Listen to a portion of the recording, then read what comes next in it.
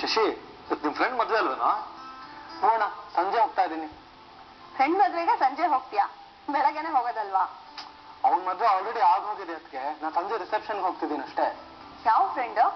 ಪ್ರಸಾದ್ ಅಂತ ಅದಕ್ಕೆ. ಯಾರು? ಆ ಕುಡ್ಮಿ ಪ್ರಸಾದನ? ಅವನೇ. ಅವನಿಗೆ ಮದ್ವೆ ಆಯ್ತಾ? ಅಯ್ಯೋ, ಆ ಕುಡ್ಮಿ ಪ್ರಸಾದನ್ ಕತೆ ಏನ್ ಕೇಳ್ತೀಯ? ಅವ್ನ್ ಸ್ಕೂಲಲ್ಲಿ ಇದ್ದಾಗ ಆಗಿದ್ನಲ್ಲ, ಆಮೇಲೆ ಕಾಲೇಜ್ಗೆ ಹೋದ್ಮೇಲೆ ಒಂದ್ ಹುಡುಗಿನ ಇಷ್ಟಪಟ್ಟ. ಮದ್ವೆ ಆಗ್ಬೇಕು ಅಂತಿದ್ದ. ಆದ್ರೆ ಹುಡುಗಿ ಮನೆಯವರು ಇವನಿಗೆ ಸರಿಯಾಗಿ ಕೆಲ್ಸ ಇಲ್ಲ ಅಂತ ಮದ್ವೆಗೆ ಒಪ್ಕೊಳ್ಳಿಲ್ಲ. ಅದಕ್ಕೆ ಅವಳ ಜೊತೆ ಓಡ್ ಹೋಗಿ ಬೇರೆ ಊರಲ್ಲಿ ದೇವಸ್ಥಾನದಲ್ಲೆಲ್ಲ ಮದ್ವೆ ಮಾಡ್ಕೊಂಡು ಅಲ್ಲೇ ಇದ್ದ. ಇವಾಗ ಮತ್ತೆ ಈ ಊರಿಗೆ ಬಂದು ರಿಸೆಪ್ಷನ್ ಮಾಡ್ಕೋತಾ ಇದ್ದಾನೆ. ಇವಾಗ ಹುಡುಗಿ ಅಪ್ಪ ಅಮ್ಮ ಅಬ್ಜೆಕ್ಟ್ ಮಾಡ್ಲಿಲ್ವಾ? ಇಲ್ಲ, ಇವಾಗೇನು ಅಬ್ಜೆಕ್ಟ್ ಮಾಡ್ತಿಲ್ಲ. ಅವನ್ ಬಿಸ್ನೆಸ್ ತುಂಬಾ ಸಕ್ಸಸ್ಫುಲ್ ಆಗ್ಬಿಡ್ತಲ್ಲ, ಅದಕ್ಕೆ ಇವಾಗ ಮದ್ವೆಗೆ ಒಪ್ಕೊಂಡಿದ್ದಾರೆ. ಏನ್ ಬಿಸ್ನೆಸ್ ಮಾಡ್ತಿದ್ದಾನೆ? ಅವನಪ್ಪ ಮುಂಚೆ ಒಂದು ಬೇಕರಿ ಇಟ್ಕೊಂಡಿದ್ರು. ಇವನು ಡಿಗ್ರಿ ಮುಗಿಸಿದ್ಮೇಲೆ ಮ್ಯಾನೇಜ್ಮೆಂಟ್ ಓದ್ದ. ಆದ್ರೆ ಯಾವ ಒಳ್ಳೆ ಕೆಲ್ಸನೂ ಸಿಕ್ಲಿಲ್ಲ. ಒಂದ್ ಸ್ವಲ್ಪ ದಿನ ಕೆಲ್ಸ ಇಲ್ಲದೆ ಹಾಗೆ ಇದ್ಬಿಟ್ಟಿದ್ದ. ಆದ್ರೆ ಆಮೇಲೆ ಅವನಪ್ಪನ ಬೇಕರಿ ಇತ್ತಲ್ಲ, ಅದ್ರಲ್ಲಿ ಚಿಪ್ಸ್ ಮಾಡ್ತಿದ್ನೆ ಲಾರ್ಜ್ ಸ್ಕೇಲ್ ಅಲ್ಲಿ ಪ್ರೊಡಕ್ಷನ್ ಶುರು ಮಾಡ್ಬಿಟ್ಟ. ಒಂದ್ ದೊಡ್ಡ ಕಂಪ್ನಿ ಮಾಡ್ದ. ಅದನ್ನೇ ಒಂದು ಬ್ರ್ಯಾಂಡ್ ಮಾಡಿ ಅದೇನೋ ಕ್ರೇಜಿ ಕ್ರಂಚೀಸ್ ಅಂತ ಆ ಹೆಸರಲ್ಲಿ ಅದನ್ನ ಮಾರಕ್ ಶುರು ಮಾಡ್ಬಿಟ್ಟ. ಇವಾಗ ಅದೆಷ್ಟು ಪಾಪ್ಯುಲರ್ ಆಗ್ಬಿಟ್ಟಿದೆ ಗೊತ್ತಾ? ಇಂಡಿಯಾದಲ್ಲಿ ಎಲ್ಲಾ ಕಡೆ ಸಪ್ಲೈ ಮಾಡ್ತಾನೆ, ಇನ್ನು ಎಕ್ಸ್ಪೋರ್ಟ್ ಶುರು ಮಾಡ್ತಾ ಇದ್ದಾನಂತೆ. ಓಹ್, ಅದು ಅವನ್ ಬ್ರ್ಯಾಂಡಾ? ಮೊನ್ನೆ ಪೇಪರ್ ಬಂದಿತ್ತು ಅದ್ರ ಬಗ್ಗೆ. ತುಂಬಾ ಬುದ್ಧಿವಂತ ಕಣ ನಿನ್ ಫ್ರೆಂಡು. ಇವನ್ ಫ್ರೆಂಡ್ಸ್ ಎಲ್ಲ ಬುದ್ಧಿವಂತ್ರೆ, ಇವನೊಬ್ಬನೇ ಹೀಗೆ. ನಾನು ಆವತ್ತೇ ಹೇಳಿದೆ, PUC ಮೇಲೆ ಇವನ್ ಓದಿಸ್ಬೇಡಿ, ವಿದ್ಯೆ ತಲೆಗೆ ಹತ್ತಲ್ಲ, ಒಂದ್ ಬೇಕರಿ ಹಾಕಿ ಕೂರ್ಸಿ ಅಂತ. ನನ್ನ ಮಾತು ಕೇಳಿದ್ರ? ಆವತ್ತಿವನಿಗೆ ನಾನು ಹೇಳಿದಾಗ ಬೇಕರಿ ಹಾಕೊಟ್ಟಿದ್ರೆ ಇಷ್ಟೊತ್ತು ಎಲ್ರು ಹೇಗೆ ಜುಮ್ ಅಂತಿರ್ಬೋದಾಗಿತ್ತು. ಅಪ್ಪ, ಅವ್ನ್ ಜುಮ್ ಅಂತ ಇರೋದು ಬೇಕರಿ ಹಾಕೊಂಡಿರೋದಕ್ಕಲ್ಲ, ಅವ್ನ್ ಮ್ಯಾನೇಜ್ಮೆಂಟ್ ಓದಿ ಚೆನ್ನಾಗಿ ಕಂಪ್ನಿ ನಡೆಸ್ತಿದ್ದಾನೆ ಅಂತ.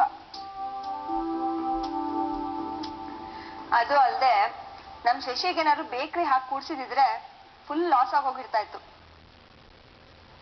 ಯಾಕೆ ಮಾಲ್ತಿ? ಬೇಕರಿಲಿರೋ ಐಟಮ್ಸ್ನೆಲ್ಲ ಇವನೇ ತಿನ್ಬಿಟ್ಟಿರ್ತಾ ಇದ್ದ.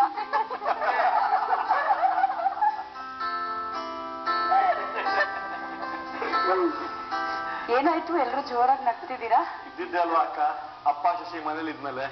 ಅದಕ್ಕೆ ಕೂತ್ಕೊ ಬನ್ನಿ, ಕಾಫಿ ತರ್ತೀನಿ. ಬೇಡ ಮಾಲ್ತಿ, ಮನೇಲೆ ಆಯ್ತು. ನಾನು ನಿಮ್ಗೆಲ್ಲ ಒಂದು ವಿಚಾರ ಹೇಳೋಣ ಅಂತ ಬಂದೆ. ಏನಕ್ಕ? ಪ್ರಶಾಂತ್ ಅವ್ರಿಗೆ ಪ್ರಮೋಷನ್ ಆಯ್ತು ಪ್ರಿನ್ಸಿಪಲ್ ಆಗಿ. ಕಂಗ್ರಾಟ್ಸ್ ಅಕ್ಕೆ. ಕಂಗ್ರಾಟ್ಸ್ ಅಕ್ಕ. Thank you. ಆದ್ರೆ ಇವ್ರಿಗೆ ಪ್ರಿನ್ಸಿಪಲ್ ಆಗಿ ಪ್ರಮೋಷನ್ ಸಿಕ್ಕಿರೋದು ಸುಗಂಧರಾಜ ಘಟ್ಟದ ಗವರ್ಮೆಂಟ್ ಜೂನಿಯರ್ ಕಾಲೇಜ್ಗೆ. ಅಂದ್ರೆ ಅವ್ರಿಗೆ ಟ್ರಾನ್ಸ್ಫರ್ ಆಯ್ತಾ?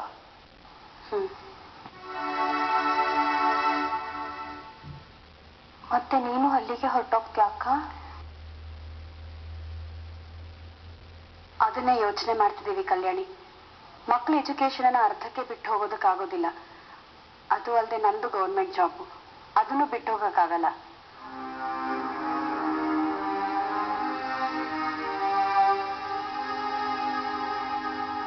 ಮತ್ ಹೇಗ್ ಮ್ಯಾನೇಜ್ ಮಾಡ್ತೀಯ ಅಕ್ಕ?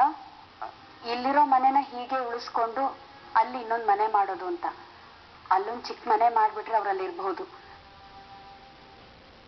ವೀಕೆಂಡ್ಸ್ ನಲ್ಲಿ ಅವ್ರು ಇಲ್ಲಿಗೆ ಬರಬಹುದು, ಅಥವಾ 2-3 ದಿನ ರಜೆ ಸಿಕ್ಕಾಗ ನಾವೇ ಅಲ್ಲಿ ಹೋಗಿರ್ಬೋದು ಅಂತ. 2 ಮನೆನ ಅತ್ಗೆ ಕಷ್ಟ ಆಗಲ್ವಾ? ದುಡ್ಡು ತುಂಬಾ ಖರ್ಚಾಗತ್ತೆ. ನಾವು ಅದನ್ನೇ ಯೋಚನೆ ಮಾಡ್ತಾ ಇದ್ದೀವಿ. ಕಷ್ಟ ಆಗತ್ತೆ, ಆದ್ರೆ ಏನ್ ಮಾಡೋದು, ಹೊಂದ್ಕೊಂಡು ಹೋಗ್ಬೇಕಷ್ಟೇ. ಇವ್ರಿಗೆ ಟ್ರಾನ್ಸ್ಫರ್ ಆರ್ಡರ್ಸ್ ಬಂದಿದೆ, ಅವ್ರು ಅದನ್ನ ತಗೊಳ್ಳೇಬೇಕು. ನಾನು ನನ್ನ ಕೆಲಸ ಬಿಟ್ಟು ಹೋಗಕ್ಕಾಗಲ್ಲ. 2 ಮನೆ ಮಾಡೋದೇ ಸೊಲ್ಯೂಷನ್ ಅಂತ ಅನ್ನಿಸ್ತಾ ಇದೆ ಅಷ್ಟೆ.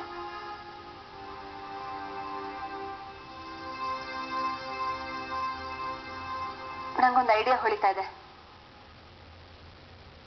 ಏನದು? ಅಲ್ಲ ಅದ್ಗೆ, ಹೇಗೂ 2 ಮನೆ ಮಾಡ್ತೀರಾ. ಇಲ್ಲಿರೋ ಮನೆಯಲ್ಲಿ ನೀವು ಮತ್ತೆ ಮಕ್ಳು ಮಾತ್ರ ಇರೋದೇ ಆಗಿದ್ರೆ ಯಾಕೆ ಸುಮ್ಮನೆ ದುಡ್ಡು ಖರ್ಚು ಮಾಡ್ತೀರಾ? ಇಲ್ಲಿಗೆ ಬಂದಿದ್ಬಿಡಿ.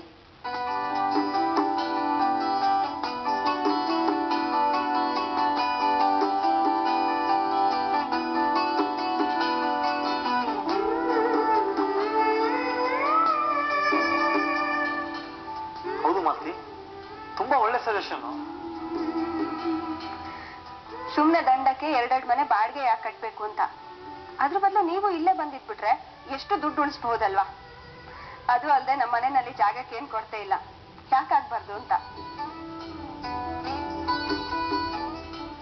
ನಾನು ಇದ್ರ ಬಗ್ಗೆ ಯೋಚನೆ ಮಾಡ್ಲಿಲ್ಲ ಮಾಲ್ತಿ.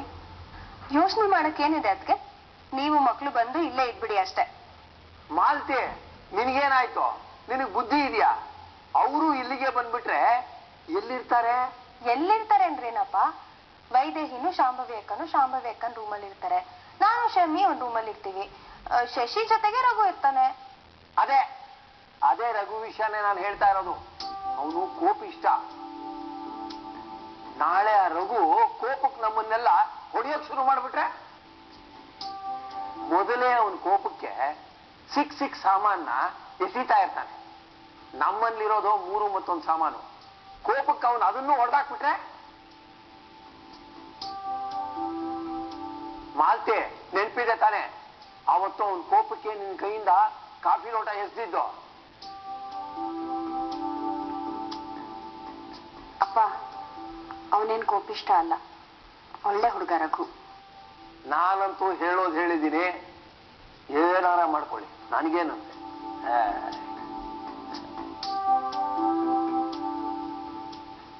ಅಕ್ಕ, ಸೂಪರ್ ಆಗಿರುತ್ತೆ.